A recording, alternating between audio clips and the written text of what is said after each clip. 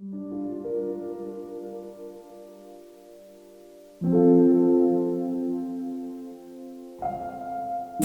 ಬಂದು ಒಂದು ಹುಡುಗಿ ಜಂಪ್ ಮಾಡ್ತಾ ಇರೋವಂಥದ್ದು, ಇನ್ನೊಂದು ಸ್ಕೇಟ್ ಬೋರ್ಡಲ್ಲಿ ಜಂಪ್ ಮಾಡ್ತಾ ಇರೋದು. ಸೊ ಫಸ್ಟು ಈ ಒಂದು ಫೋಟೋನ ಯೂಸ್ ಮಾಡ್ಕೊಳ್ಳೋಣ. ಈ ಒಂದು ಫೋಟೋನ ಡ್ರ್ಯಾಗ್ ಆ್ಯಂಡ್ ಡ್ರಾಪ್ ಮಾಡ್ಕೊಳ್ಳಿ ಇಲ್ಲಿ ನ್ಯೂ ಕಾಂಪೋಸಿಷನ್ ಐಕಾನ್ ಮೇಲೆ.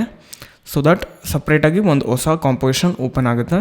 ಫಸ್ಟು ನಮಗೆ ಬೇಕಾಗಿರೋವಂಥ ಪೋರ್ಷನ್ನ ನಾವು ಸೆಲೆಕ್ಟ್ ಮಾಡಬೇಕು. ಯಾವ ಪೋರ್ಷನ್ನ ನಾವು ಪಪ್ಪೆಟ್ ಟೂಲ್ ಮುಖಾಂತರ ಆ್ಯನಿಮೇಟ್ ಮಾಡಬೇಕು ಅಂತ. ಇನ್ ದಿಸ್ ಕೇಸ್ ಸೊ ಇದು ಓವರ್ ಆಲ್ ಬಾಡಿ ಏನಿದೆ ಅದನ್ನು ನಾನು ಆ್ಯನಿಮೇಟ್ ಮಾಡಬೇಕು ಅಂದ್ಕೊಂಡಿದ್ದೀನಿ. ಸೊ ಒಂದು ಬ್ಯಾಕ್ ಪ್ಲೇಟ್ನ ನಾವು ಕ್ರಿಯೇಟ್ ಮಾಡ್ಕೊಬೇಕು. ಬ್ಯಾಕ್ ಪ್ಲೇಟ್ನ ನಾವು ಏನಕ್ಕೆ ಕ್ರಿಯೇಟ್ ಮಾಡಬೇಕು ಅಂತ ಹೇಳಿದ್ರೆ, ಅದು ಇನ್ ಕೇಸ್ ನಾವು ಮೂವ್ಮೆಂಟ್ ಮಾಡಿದಾಗ ಹಿಂದ್ಗಡೆ ಖಾಲಿ ಇರಬಾರ್ದು. ಸೊ ಫಸ್ಟು ಈ ಒಂದು ಲೇಯರ್ನ ನಾನು ಡೂಪ್ಲಿಕೇಟ್ ಮಾಡ್ಕೊತೀನಿ. ಸೊ ನಿಮ್ಮ ಕೀಬೋರ್ಡಲ್ಲಿ ಕಂಟ್ರೋಲ್ ಡಿ ಅಥವಾ ಕಮಾಂಡ್ ಡಿನ ಕ್ಲಿಕ್ ಮಾಡಿದ್ರೆ ಡೂಪ್ಲಿಕೇಟ್ ಆಗುತ್ತೆ. ಆ್ಯಂಡ್ ಕೆಳಗಿರೋವಂಥ ಲೇಯರ್ನ ನಾನು ರೈಟ್ ಕ್ಲಿಕ್ ಮಾಡಿ ಬ್ಯಾಕ್ಗ್ರೌಂಡ್ ಅಂತ ಮೆನ್ಷನ್ ಮಾಡ್ತೀನಿ, BG ಬ್ಯಾಕ್ಗ್ರೌಂಡ್ ಪ್ಲೇಟ್ ಅಂತ.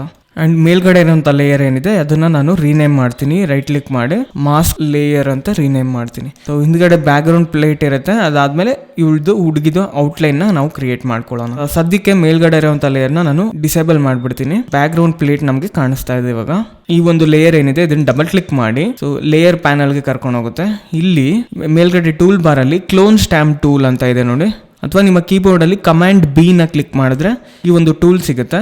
ನೋಡ್ಬೋದು ಇವಾಗ ರೈಟ್ ನಾವು ಬ್ರಷ್ ಸೈಜು ತುಂಬ ಕಮ್ಮಿ ಇದೆ. ಸೊ ಇಲ್ಲಿ ಪೇಂಟ್ ಅನ್ನೋ ಒಂದು ಪ್ಯಾನಲ್ ನಿಮಗೆ ಕಾಣಿಸ್ದೇ ಇದ್ದರೆ ಇನ್ ಕೇಸ್ ಇಲ್ಲಿ ವಿಂಡೋಸ್ ಪೇಂಟ್ ಅಂತ ಒಂದು ಪ್ಯಾನಲ್ನ ಎನೇಬಲ್ ಮಾಡ್ಕೊಳ್ಳಿ. ಸೊ ಇದರಲ್ಲಿ ನಾವು ನಮಗೆ ಬೇಕಾಗಿರೋವಂಥ ಚೇಂಜಸ್ನ ನಾವು ಮಾಡ್ಕೊಬೋದು. ಆ್ಯಂಡ್ ಇದಕ್ಕಿಂತ ಇಂಪಾರ್ಟೆಂಟ್ ಅಂತ ಹೇಳಿದ್ರೆ ಬ್ರಷಸ್ ಪ್ಯಾನಲ್ ಅಂತ ಇದೆ ನೋಡಿ, ಇದನ್ನು ಓಪನ್ ಮಾಡಿ. ಇಲ್ಲಿ ಡಯಾಮೀಟರ್ ಅಂತಿದೆಯಲ್ಲ, ಇವಾಗ 27 ಪಿಕ್ಸೆಲ್ಸಲ್ಲಿದೆ ಇದು. ಇದನ್ನು ಜಾಸ್ತಿ ಮಾಡಿದಷ್ಟು ನೋಡ್ಬೋದು ಬ್ರಷ್ ಸೈಜು ಜಾಸ್ತಿ ಆಗ್ತಿದೆ. ಸೊ ನಿಮ್ಮ ಡಿಪೆಂಡ್ಸ್ ಆನ್ ಯುವರ್ ಫೋಟೋ, ನೀವು ಎಷ್ಟು ದೊಡ್ಡದು ಬೇಕೋ ಅಷ್ಟು ದೊಡ್ಡದಾಗಿ ಮಾಡ್ಕೊಬೋದು. ಆ್ಯಂಡ್ ಇದರಲ್ಲಿ ನಾನು ಈ ಥರ ಸಾಫ್ಟಾಗಿರೋವಂಥ ಬ್ರಷ್ನ ಸೆಲೆಕ್ಟ್ ಮಾಡ್ಕೊತೀನಿ. ಇದನ್ನು ಸೆಲೆಕ್ಟ್ ಮಾಡಿ ಸ್ವಲ್ಪ ದೊಡ್ಡದು ಮಾಡ್ತೀನಿ. ಎಸ್, ಇಷ್ಟು ದೊಡ್ಡದಾಗಿರಲಿ. ಇಲ್ಲಿ ನೋಡ್ಬೋದು ನಾವು ಕ್ರಿಯೇಟ್ ಮಾಡಿರೋವಂಥ ಬ್ರಷ್ ಇದು. ಆ್ಯಂಡ್ ನೆಕ್ಸ್ಟು ಆ್ಯಂಗಲ್ ಬಂದು 0ನೇ ಇಟ್ಟಿರಿ. ಆ್ಯಂಡ್ ರೌಂಡ್ನೆಸ್ ಬಂದು 100% ಇಡಿ. ನೆಕ್ಸ್ಟು ಇನ್ ಕೇಸ್ ನಿಮ್ಗೇನೋ ಸ್ಪೇಸಿಂಗ್ ಜಾಸ್ತಿ ಬೇಕಂದರೆ ಜಾಸ್ತಿ ಮಾಡ್ಕೊಳ್ಳಿ. ಫಸ್ಟು ಒಂದು ಸ್ಯಾಂಪಲ್ ಜಾಗನ ನಾವು ತೋರಿಸ್ಬೇಕು. ಸೊ ನಾನು ಇನ್ ದಿಸ್ ಕೇಸ್ ನಾನು ಈ ಒಂದು ಜಾಗನ ತೋರಿಸ್ತೀನಿ. ಸೊ ನಿಮ್ಮ ಕೀಬೋರ್ಡಲ್ಲಿ ಆಲ್ಟ್ನ ಕ್ಲಿಕ್ ಮಾಡಿ ಅಥವಾ ಮ್ಯಾಕ್ ಯೂಸ್ ಮಾಡ್ತಾಯಿದ್ರೆ ಆಪ್ಷನ್ನ ಕ್ಲಿಕ್ ಮಾಡಿ. ಈ ಥರ ಒಂದು ಐಕಾನ್ ಕ್ರಿಯೇಟ್ ಆಗುತ್ತೆ. ಅಲ್ಲಿ ನಿಮ್ಮ ಮೌಸಲ್ಲಿ ಒಂದೇ ಒಂದ್ಸಲಿ ಟ್ಯಾಪ್ ಮಾಡಿ. ಸೊ ಇವಾಗ ಈ ಒಂದು ರೆಫರೆನ್ಸ್ನ ನಾವು ತೊಗೊತಾ ಇದ್ದೀವಿ. ನೆಕ್ಸ್ಟು ಯಾವ ಆಬ್ಜೆಕ್ಟ್ನ ನೀವು ರಿಮೂವ್ ಮಾಡಬೇಕೋ ಆ ಆಬ್ಜೆಕ್ಟ್ ಮೇಲೆ ಜಸ್ಟ್ ನಿಮ್ಮ ಮೌಸ್ನ ಪ್ಲೇಸ್ಮೆಂಟ್ ಮಾಡಿದ್ರೆ ನೋಡ್ಬೋದು ಅದು ಕ್ಲೋನ್ ಆಗ್ತಾ ಇದೆ. ಇಲ್ಲಿ ನಿಮಗೆ ಗೊತ್ತಾಗ್ಬೋದು ರೈಟ್ ಸೈಡಲ್ಲಿ ನಾವೇನು ಸೆಲೆಕ್ಟ್ ಮಾಡಿದ್ದೀವಿ ಪಾಯಿಂಟು ಅದು ಜಸ್ಟ್ ಇಲ್ಲಿ ರೆಪ್ಲಿಕೇಟ್ ಆಗ್ತಾ ಇದೆ. ಈ ಥರ ನಾವು ಒಂದು ಸಿಂಗಲ್ ಫ್ರೇಮಿಗೆ ಮಾಡಿದ್ರೆ ದಟ್ಸ್ ಎನಫ್, ಓವರ್ ಆಲ್ ಕೂತ್ಕೊಂಡ್ಬಿಡುತ್ತೆ. ನೋಡ್ಬೋದು ಮೇಲ್ಗಡೆ ಲೇಯರ್ ಏನಿದೆ ಅದನ್ನು ನಾವು ಆಫ್ ಮಾಡಿದ್ರೆ ನಾವು ಕ್ರಿಯೇಟ್ ಮಾಡಿರೋಂಥ ಬ್ಯಾಕ್ಗ್ರೌಂಡ್ ಪ್ಲೇಟ್ ನಮ್ಗೆ ಕಾಣಿಸುತ್ತೆ. ಅದ್ರ ಮೇಲ್ಗಡೆ ಇರೋಂಥ ಲೇಯರ್ನ ಆನ್ ಮಾಡಿ. ಸೊ ಇವಾಗ ಬೇಸಿಕಲಿ ನಮ್ಮ ಹತ್ರ ಬ್ಯಾಕ್ಗ್ರೌಂಡ್ ಲೇಯರ್ ಇದೆ, ಜಸ್ಟ್ ಆ ಹುಡುಗಿ ಜಂಪ್ ಮಾಡದೇ ಇರೋವಂಥ ಒಂದು ಲೇಯರು. ನೆಕ್ಸ್ಟು ಮಾಸ್ಕ್ ಲೇಯರ್ ಇದೆ. ಇಲ್ಲಿ ಓವರ್ ಆಲ್ ಏನು ಚೇಂಜಸ್ ನಾವೇನು ಮಾಡಿಲ್ಲ ಇನ್ನು. ಸೊ ಈ ಒಂದು ಮಾಸ್ಕ್ ಲೇಯರ್ನ ಸೆಲೆಕ್ಟ್ ಮಾಡಿಬಿಟ್ಟು ಇವಳು ಸುತ್ತಲೂ ಒಂದು ಔಟ್ಲೈನ್ನ ಕ್ರಿಯೇಟ್ ಮಾಡಿ. ಸೊ ಟೂಲ್ ಬಾರಲ್ಲಿ ಪೆನ್ ಟೂಲ್ನ ಸೆಲೆಕ್ಟ್ ಮಾಡ್ಕೊಳ್ಳಿ. ಸೊ ಇಲ್ಲಿ ಸ್ವಲ್ಪ ಝೂಮ್ ಇನ್ ಮಾಡಿಕೊಂಡು ಆದಷ್ಟು ಅಕ್ಯುರೇಟಾಗಿ ಮಾಸ್ಕ್ನ ಕ್ರಿಯೇಟ್ ಮಾಡಿ. ಸೊ ಆದಷ್ಟು ಝೂಮ್ ಇನ್ ಮಾಡಿಕೊಂಡು ಮಾಸ್ಕ್ನ ಕ್ರಿಯೇಟ್ ಮಾಡಿ ಈ ಥರ ಮಾಡುವಾಗ.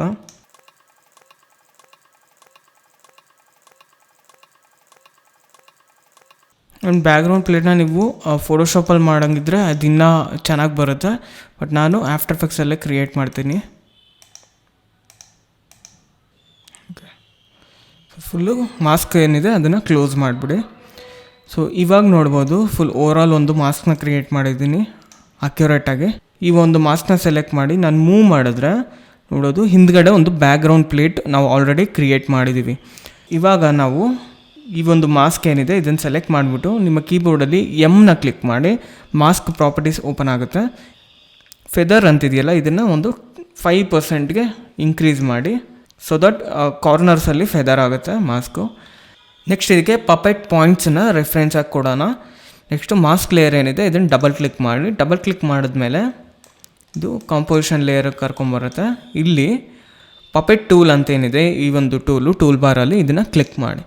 ಕ್ಲಿಕ್ ಮಾಡಿಬಿಟ್ಟು ನಿಮ್ಗೆ ಎಲ್ಲೆಲ್ಲ ಅನಿಸುತ್ತೋ ಆ್ಯಸ್ ಎ ಈ ಫೋಟೋನ ನೋಡಿದ್ರೆ ಎಲ್ಲೆಲ್ಲೂ ಪಾಯಿಂಟ್ಸ್ ಇಡ್ಬೋದು ಅಂತ ಅನಿಸುತ್ತೋ ಅಲ್ಲಲ್ಲಿ ಈ ಒಂದು ಪಾಯಿಂಟ್ನ ರೆಫರೆನ್ಸ್ ಪಾಯಿಂಟಾಗಿ ಇಡ್ತಾ ಹೋಗಿ.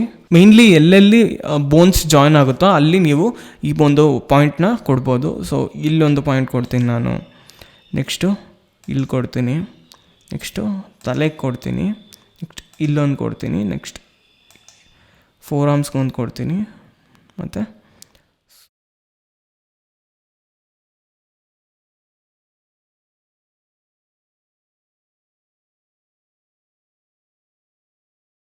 ಸೊ ಇವಾಗ ನೀವು ಯಾವುದೇ ಒಂದು ಪಾಯಿಂಟ್ನ ಸೆಲೆಕ್ಟ್ ಮಾಡಿ ಜಸ್ಟ್ ಮೂವ್ ಮಾಡ್ಬೋದು.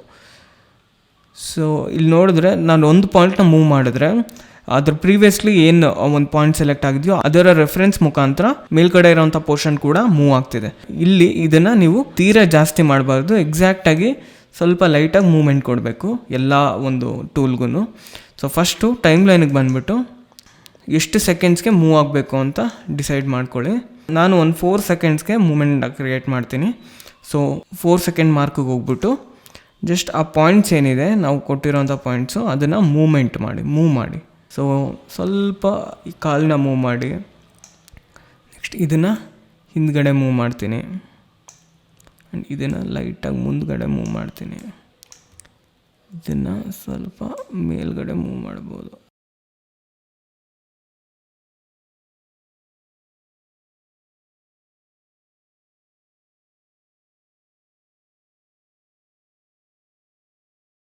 ಸೊ ಮುಂದಕ್ಕೆ ಜಂಪ್ ಆಗ್ತಿದ್ರೆ ಹೆಡ್ಡು ಹಿಂದಕ್ಕೆ ಹೋಗುತ್ತೆ. S, okay. ಆ್ಯಂಡ್ ಇಲ್ಲಿ ನೋಡ್ಬೋದು ಮಾಸ್ಕ್ ಲೇಯರ್ ಕೆಳಗಡೆ ಎಫೆಕ್ಟ್ಸ್ ಅಂತಿದೆಯಲ್ಲ, ಇದನ್ನು ಓಪನ್ ಮಾಡಿದ್ರೆ ಇಲ್ಲಿ ಪಪೆಟ್ ಅಂತ ಒಂದು ನೇಮ್ ಇದೆ. ಇದನ್ನು ಓಪನ್ ಮಾಡಿದ್ರೆ ಇಲ್ಲಿ ಕೆಳಗಡೆ ಮೆಷ್ನ ಓಪನ್ ಮಾಡಿ ಡಿಫಾರ್ಮ್ ಅಂತಿದ್ದಿಲ್ಲ, ಇದನ್ನು ಓಪನ್ ಮಾಡಿದ್ರೆ ಇಲ್ಲಿ ಗೊತ್ತಾಗುತ್ತೆ. ನಾನು ಓವರಾಲ್ 1ರಿಂದ 16 ಪಾಯಿಂಟ್ಸ್, 16 ಪಾಯಿಂಟ್ಸ್ನ ಇಟ್ಟಿದ್ದೀವಿ. ಸೊ 16 ಪಾಯಿಂಟ್ಸ್ಗೂ ಒಂದೊಂದು ಕೀ ಫ್ರೇಮ್ಸು ಕ್ರಿಯೇಟ್ ಆಗಿದೆ ಇಲ್ಲಿ. ಸೊ ಅಷ್ಟನ್ನು ನಾನು ಓಪನ್ ಮಾಡ್ತೀನಿ. ಕೀ ಫ್ರೇಮ್ ಏನಿದೆ ಅಷ್ಟನ್ನು ಸೆಲೆಕ್ಟ್ ಮಾಡಿ, ಸೊ ಮೇಲಿಂದ ಕೆಳಗವರೆಗೂ ಅಷ್ಟನ್ನು ಸೆಲೆಕ್ಟ್ ಮಾಡಿ ಸ್ವಲ್ಪ ಕಮ್ಮಿ ಮಾಡ್ತೀನಿ ಡ್ಯೂರೇಷನು, 3 ಸೆಕೆಂಡ್ಸ್ಗೆ ಇಡ್ತೀನಿ.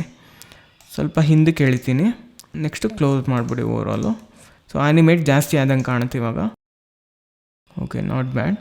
ಸೊ ನೆಕ್ಸ್ಟ್ ನಾವೇನು ಮಾಡ್ಬೋದು, ಇದಕ್ಕೆ ಒಂದು ಕ್ಯಾಮ್ರಾ ಮೂಮೆಂಟ್ನ ಕ್ರಿಯೇಟ್ ಮಾಡೋಣ.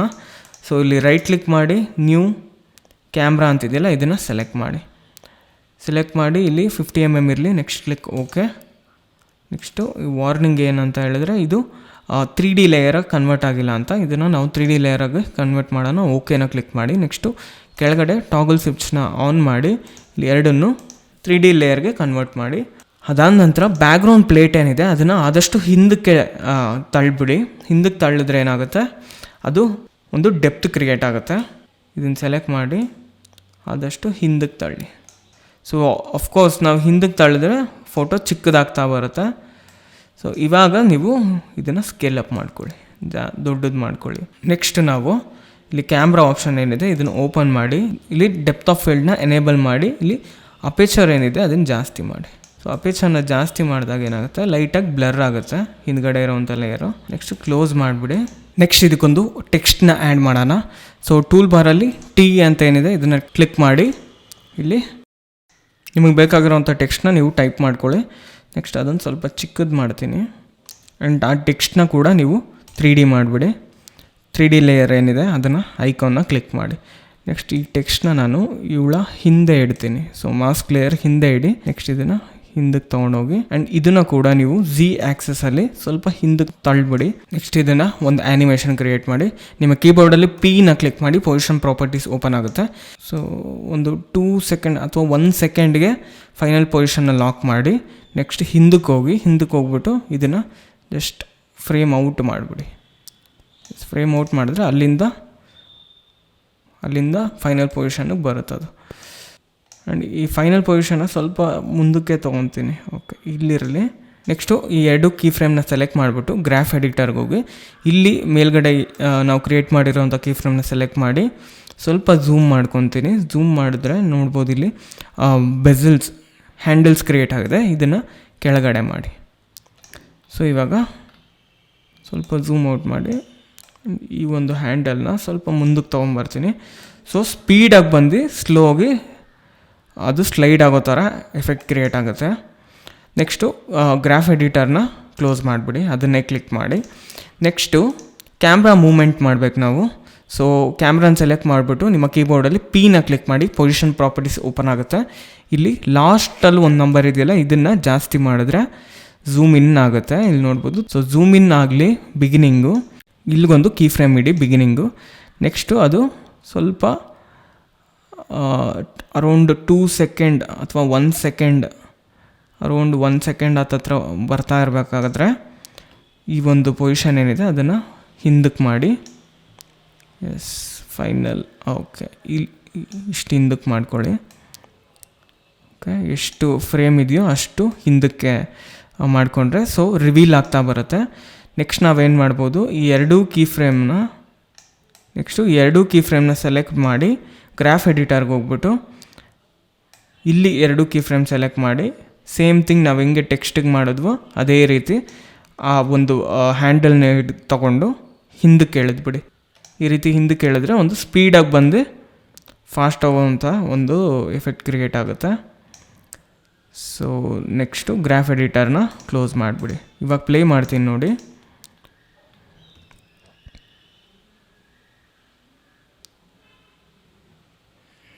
Okay, not bad. ನೆಕ್ಸ್ಟ್ ಇದಕ್ಕೆ ಒಂದು ಆಸ್ಪೆಕ್ಟ್ ರೇಷಿಯೋನ ಕ್ರಿಯೇಟ್ ಮಾಡೋಣ.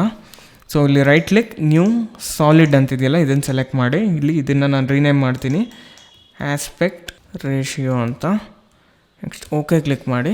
ಇಲ್ಲಿ ನೋಡ್ಬೋದು ಸೆಕೆಂಡ್ ಲೈನ್ ಏನಿದೆ ಅಲ್ಲಿವರೆಗೂ ನಾನು ಕಟ್ ಮಾಡ್ತೀನಿ ಮಾಸ್ಕ್ ಮುಖಾಂತರ. ಸೊ ಈ ಒಂದು ರೆಕ್ಟ್ಯಾಂಗಲ್ ಟೂಲ್ ಏನಿದೆ ಇದನ್ನು ತೊಗೊಂಡು ಜಸ್ಟ್ ಅಷ್ಟನ್ನು ಕಟ್ ಮಾಡಿ. ನೆಕ್ಸ್ಟು ಈ ಮಾಸ್ಕ್ ಏನು ನಾವು ಕ್ರಿಯೇಟ್ ಮಾಡಿದ್ದೀವಿ ಅದೇ ಮಾಸ್ಕನ್ನು ಡೂಪ್ಲಿಕೇಟ್ ಮಾಡ್ಕೊಳ್ಳಿ. ನಿಮ್ಮ ಕೀಬೋರ್ಡಲ್ಲಿ Ctrl+D ಕ್ಲಿಕ್ ಮಾಡಿ, ಮಾಸ್ಕ್ 2 ಅಂತ ಇನ್ನೊಂದು ಮಾಸ್ಕ್ ಆಗುತ್ತದು.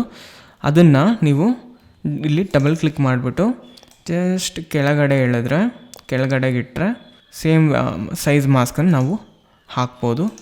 ನೆಕ್ಸ್ಟು ಈ ಕೆಳಗಡೆ ಇರೋಂಥ ಲೇಯರ್ ಅಷ್ಟನ್ನು ಸೆಲೆಕ್ಟ್ ಮಾಡಿ ಒಂದು ಕಂಪೋಸ್ ಮಾಡಿಬಿಡೋಣ. Right click, compose. ಇದನ್ನು ನಾನು ಪಪೆಟ್ ಟೂಲ್ 1 ಅಂತ ಮೆನ್ಷನ್ ಮಾಡ್ತೀನಿ. ನೆಕ್ಸ್ಟ್ ಓಕೆ ಕ್ಲಿಕ್ ಮಾಡಿ.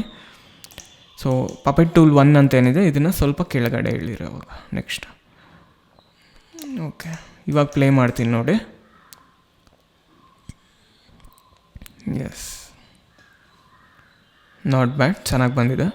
ಆಸ್ಪೆಕ್ಟ್ ರೇಷಿಯೋನ ಲಾಕ್ ಮಾಡಿಬಿಡಿ, ಅದು ಯಾವುದೇ ಕಾರಣಕ್ಕೂ ನೀವು ಚೇಂಜ್ ಮಾಡೋಕ್ಕೆ ಹೋಗ್ಬಿಡಿ ಅದರ ಪೊಸಿಷನ್ನು. ನೆಕ್ಸ್ಟು ಇನ್ ಕೇಸ್ ಏನಾದ್ರು ಚೇಂಜಸ್ ಇತ್ತು ಅಂತ ಹೇಳಿದ್ರೆ ಈ ಒಂದು ಪಪೆಟ್ ಟೂಲ್ 1 ಅಂತ ಏನಿದೆ ಕಂಪೋಸ್ ಮಾಡಿದ್ದೀವಲ್ಲ ಇದ್ರ ಒಳಗೆ ಹೋಗ್ಬಿಟ್ಟು ನೀವು ಚೇಂಜ್ ಮಾಡ್ಬೋದು.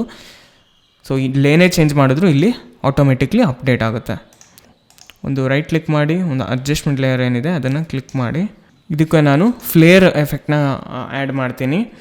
ಸೊ ಫ್ಲೇರ್ ಅಂತ ಟೈಪ್ ಮಾಡಿ ಎಫೆಕ್ಟ್ಸ್ ಪ್ಯಾನಲ್ಗೆ ಬಂದು ಇಲ್ಲಿ ಲೆನ್ಸ್ ಫ್ಲೇರ್ ಇದೆಯಲ್ಲ ಇದನ್ನು ಡ್ರ್ಯಾಗ್ ಮಾಡಿ ಡ್ರಾಪ್ ಮಾಡಿ. ಸೊ ಈ ಒಂದು ಫ್ಲೇರ್ ಕ್ರಿಯೇಟ್ ಆಗುತ್ತೆ. ಈ ಒಂದು ಅಡ್ಜಸ್ಟ್ಮೆಂಟ್ ಲೇಯರ್ನ ನಾನು ಕೆಳಗಡೆ ಇಡ್ತೀನಿ. ಈ ಒಂದು ಪಾಯಿಂಟ್ಸ್ ಏನಿದೆ ಅದನ್ನು ಮೂವ್ ಮಾಡ್ಬೋದು, ನಾವು ಜಸ್ಟ್ ಈ ರೀತಿ ಮೂವ್ ಮಾಡ್ಬೋದು. ಸೊ ಇಲ್ಲಿ ಫ್ಲೇರ್ ಸೆಂಟರ್ ಅಂತ ಏನಿದೆ ಇದನ್ನು ಕ್ಲಿಕ್ ಮಾಡಿ. ಸೊ ಒಂದು ಕೀ ಫ್ರೇಮ್ ಕ್ರಿಯೇಟ್ ಆಗುತ್ತೆ. ನಿಮ್ಮ ಕೀಬೋರ್ಡಲ್ಲಿ ಯೂನ ಕ್ಲಿಕ್ ಮಾಡಿ ಗೊತ್ತಾಗುತ್ತೆ ಇಲ್ಲೊಂದು ಕೀ ಫ್ರೇಮ್ ಕ್ರಿಯೇಟ್ ಆಗಿದೆ. ನೆಕ್ಸ್ಟು ಬಿಗಿನಿಂಗಿಗೆ ಬಂದ್ಬಿಟ್ಟು ಸೊ ಇದೇನಿದೆ ಫ್ಲೇರು ಅದನ್ನು ಫ್ರೇಮ್ ಔಟ್ ಮಾಡಿಬಿಡಿ. ಸ್ವಲ್ಪ ಹಿಂದಕ್ಕೆ ತೊಗೊತೀನಿ. ಸೊ 2 ಕೀ ಫ್ರೇಮ್ನ ಸೆಲೆಕ್ಟ್ ಮಾಡಿ ರೈಟ್ ಕ್ಲಿಕ್ ಮಾಡಿ ಇದನ್ನು ಈಸ್ ಮಾಡಿಬಿಡಿ. ಓಕೆ, ನೆಕ್ಸ್ಟ್ ಪ್ಲೇ ಮಾಡಿದ್ರೆ ಓಕೆ, ನಾಟ್ ಬ್ಯಾಡ್, ಚೆನ್ನಾಗಿ ಬಂದಿದೆ.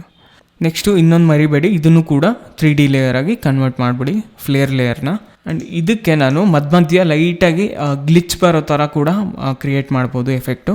ಸೊ ಅಗೇನ್ ಅದಕ್ಕಿಂತ ಮುಂಚೆ ನಾನು ಇದನ್ನು ರೀನೇಮ್ ಮಾಡಿಬಿಡ್ತೀನಿ ಫ್ಲೇರ್ ಅಂತ, ಸೊ ದಟ್ ಕನ್ಫ್ಯೂಷನ್ ಆಗೋಲ್ಲ. ಸೊ ಅಗೇನ್ ಇನ್ನೊಂದು ಅಡ್ಜಸ್ಟ್ಮೆಂಟ್ ಲೇಯರ್ನ ಕ್ರಿಯೇಟ್ ಮಾಡ್ಕೊಳ್ಳಿ. Right click, new adjustment layer. ಇದನ್ನು ನಾನು ರೀನೇಮ್ ಮಾಡ್ತೀನಿ ಗ್ಲಿಚ್ ಅಂತ.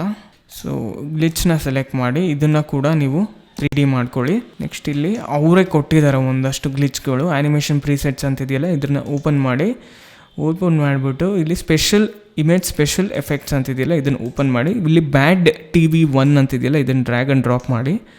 ನೋಡ್ಬೋದು ಅದೊಂಥರ ಎಫೆಕ್ಟ್ ಕ್ರಿಯೇಟ್ ಆಗಿದೆ. ಸೊ ಇದರಲ್ಲಿ ನೀವು ಚೆಕ್ ಮಾಡಿ ನಿಮ್ಗೆ ಯಾವ್ದು ಇಷ್ಟನೋ ಅದನ್ನು ಆ್ಯಡ್ ಮಾಡ್ಬೋದು. ಸೊ ನನಗೆ ಈ ಒಂದು ಎಫೆಕ್ಟ್ ಬೇಕು. ಸೊ ಇದನ್ನು ಎಲ್ಲಿ ಬೇಕೋ ಅಲ್ಲಿ ಸೊ ಇದನ್ನು ನಾನು ಬಿಗಿನಿಂಗ್ ಕೊಡ್ತೀನಿ. ಸೊ ಬಿಗಿನಿಂಗು ಸ್ಟಾರ್ಟ್ ಆಗೋವಾಗ ಸೊ ಇದನ್ನು ನಾನು ಈ ಒಂದು ಚಿಕ್ಕ ಪೀಸ್ ಮಾಡ್ಕೊತೀನಿ. ಮಾಡಿಕೊಂಡು ಎಲ್ಲಿ ಬೇಕೋ ಅಲ್ಲಲ್ಲೇ ಲೈಟಾಗಿ ಇದನ್ನು ಡೂಪ್ಲಿಕೇಟ್ ಮಾಡಿಕೊಂಡು ಅಲ್ಲಲ್ಲಿ ಕೊಡ್ಬೋದು ಬೇಕಂದ್ರೆ. ಸೊ ಎಸ್, ಎಲ್ಲಿ ಬೇಕೋ ಅಲ್ಲಿ ಕೊಟ್ಕೊಳ್ಳಿ. ಸೊ ಚಿಕ್ಕದು ಮಾಡಿ ಆದಷ್ಟು. ಇವಾಗ ಇಲ್ಲಿ ಹಿಂದ್ಗಡೆ ಕಾಂಪೋಸಿಷನ್ಗೆ ಬರ್ತೀನಿ. ಪಪೆಟ್ ಟೂಲ್ ಅಂತಿದೆಯಲ್ಲ, ಈ ಕಾಂಪೋಸಿಷನ್ಗೆ ಬಂದು ಪ್ಲೇ ಮಾಡ್ತೀನಿ ನೋಡಿ. ಆ್ಯಂಡ್ ಇನ್ನೊಂದು ನಾವೇನು ಮಾಡ್ಬೋದು, ಓವರಾಲ್ ಈ ಒಂದು ಮಾಸ್ಕ್ ಏನಿದೆ ಮಾಡಿದ್ದೇವಲ್ಲ, ಈ ಒಂದು ಹುಡುಗಿ ಮಾಸ್ಕ್, ಇದನ್ನು ಓವರಾಲ್ ನಾವು ಮೂವ್ ಮಾಡಿಲ್ಲ, ಓನ್ಲಿ ಪಪೆಟ್ ಟೂಲ್ನ ಮಾತ್ರ ಮೂವ್ ಮಾಡಿದ್ದೀವಿ. ಸೊ ಮಾಸ್ಕನ್ನು ಸೆಲೆಕ್ಟ್ ಮಾಡಿ ಓವರಾಲ್ ಮೂವ್ ಮಾಡ್ಬೋದು. ಸೊ ಬಿಗಿನಿಂಗಿಗೆ ಬನ್ನಿ, ಅದು ಅಲ್ಲೇ ಇರಲಿ. ಸೊ ನಿಮ್ಮ ಕೀಬೋರ್ಡಲ್ಲಿ ಪೀನ ಕ್ಲಿಕ್ ಮಾಡಿ ಮಾಸ್ಕ್ ಪೊಸಿಷನ್ ಓಪನ್ ಆಗುತ್ತೆ. ಇದು ಬಿಗಿನಿಂಗ್ ಪೊಸಿಷನ್ ಲಾಕ್ ಮಾಡಿ ಅದೇ ಜಾಗದಲ್ಲಿರಲಿ. ಇಲ್ಲಿ ಒಂದು ಕೀ ಫ್ರೇಮ್ ಕ್ರಿಯೇಟ್ ಮಾಡಿ ಆ್ಯಂಡ್ ಎಂಡ್ಗೆ ಹೋಗೋದ್ಮೇಲೆ ಜಸ್ಟ್ ಓವರಾಲ್ ಮಾಸ್ಕ್ ಏನಿದೆ ಅದನ್ನು ಸ್ವಲ್ಪ ಮೇಲ್ಗಡೆ ಮಾಡಿ. ಎಸ್, ಇಷ್ಟು ಮೂವ್ ಮಾಡಿದರೆ ನೆಕ್ಸ್ಟು ಅವೆರಡನ್ನೂ ಸೆಲೆಕ್ಟ್ ಮಾಡಿ ರೈಟ್ ಕ್ಲಿಕ್ ಮಾಡಿ ಈಸಿ ಮಾಡಿಬಿಡಿ. ಸೊ ಇವಾಗ ಪ್ಲೇ ಮಾಡ್ತೀನಿ ನೋಡಿ. ಇವಾಗ ಲೈಟಾಗಿ ಮೂಮೆಂಟ್ ಕ್ರಿಯೇಟ್ ಆಗಿರುತ್ತೆ ಮಾಸ್ಕ್. ಚೆನ್ನಾಗಿ ಬಂದಿದೆ. ಆ್ಯಂಡ್ ನಾನು ಜಸ್ಟ್ ಈ ಒಂದು ಟೆಕ್ಸ್ಟ್ನ ಆ್ಯಡ್ ಮಾಡಿದ್ದೀನಿ. ಇನ್ ಕೇಸ್ ನಿಮ್ಗೆ ಏನೋ ಬೇರೆ ಥರ ಏನಾದ್ರು ಟೆಕ್ಸ್ಟ್ ಬೇಕಂದರೆ ನೀವು ಆ್ಯಡ್ ಮಾಡ್ಕೊಬೋದು. ಸೊ ಯೂಶ್ವಲಿ ಲಿರಿಕಲ್ ವಿಡಿಯೋಸ್ಗಳಲ್ಲಿ ಈ ಥರ ಎಫೆಕ್ಟ್ನ ಕ್ರಿಯೇಟ್ ಮಾಡಿರ್ತಾರೆ.